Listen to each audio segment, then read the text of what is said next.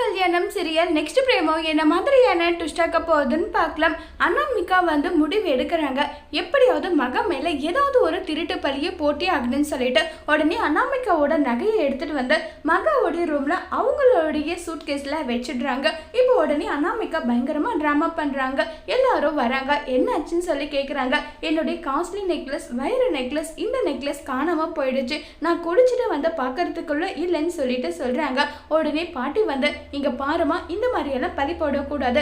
இத்தனை வருஷமா இந்த வீட்டில் இருக்க வேலைக்காரங்க முதல் கொண்டு சின்னதா ₹1 கீழே இருந்தா கூட அதை எங்களை கேட்டு எடுத்து இது யாரோடதுன்னு சொல்லி கொடுப்பாங்க. எல்லாரும் அந்த அளவுக்கு நம்பிக்கையானவங்க. நீ இப்படி எல்லாம் பொய் சொல்லாத. இங்க பார், ஒருவேளை நீ மறந்து கூட எங்கேயாவது வச்சிருக்கலாம் இல்லைன்றாங்க. எனக்கு என்ன பொய் சொல்லணுன்றது அவசியமா? நான் சொல்றது உண்மைதான். எனக்கு சந்தேகமா இருக்கு. ஒருவேளை நான் தெரியாம வச்சிருந்தா இங்க தானே இருந்திருக்கணும், இப்படி காணாம போயிருக்கோன்றாங்க. உடனே சித்ரா தேவி, இங்க இருக்கவங்க எல்லாருமே கோடீஸ்வரங்க. என்ன ஐஸ்வர்யா மகா மட்டும்தான் இல்லாதவங்க வீட்டுல இருந்து வந்திருக்காங்க. அதனால இந்த நெக்லஸை பார்த்ததும் ஆசை வந்திருக்குமோன்றாங்க. உடனே ஐஸ்வர்யா, என்னை நீங்க என்ன சொல்றீங்க? அப்ப நானும் என் மகாவும் சேர்ந்து நெக்லஸை எடுத்துட்டோம்னு சொல்றீங்களான்றாங்க. ஆமா, அப்படிதான் எங்களுக்கு தோணுதுனதும் ஐஸ்வர்யா மகா கோவப்படுறாங்க.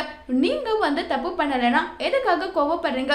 செக் பண்றதுல ஒன்றும் தப்பு இல்லையேன்னு சொல்லிட்டு ரொம்ப கோவப்பட்டு பேசிட்டு இருக்காங்க அனாமிகா.